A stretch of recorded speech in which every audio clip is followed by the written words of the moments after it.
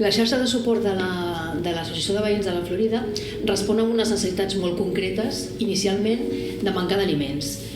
L'origen d'aquesta xarxa de suport es va donar quan el confinament, durant la pandèmia del Covid-19, i llavors vam crear aquesta xarxa per poder cercar aliments i poder repartir-los de manera gratuïta entre les veïnes. Manca assessoria en temes d'immigració, perquè tenim una població molt elevada de gent que està sense papers i que tenen dificultats per poder entrar en un circuit d'informació. També en temes d'habitatge. Vam veure que la necessitat realment era molt gran i es va començar a buscar solucions que fossin una mica més a mig termini. Soles no podem, doncs necessitem una mica complementar-nos entre totes. Vam començar a moure aquesta xarxa, amb la qual vam aconseguir que setmana rere setmana arribéssim aliments. També treballem amb la cooperativa que era Smuti. Es va posar en marxa el 2018, just abans de la pandèmia, i el que fa és tenim unes hectàrees de terreny al Parc Agrari del Baix Llobregat i en allà els pagesos cultiven una sèrie de verdures, hortalisses, i les sòcies de la cooperativa rebem aquestes verdures quinzenalment amb una cistella tancada. I sabem que tindrem producte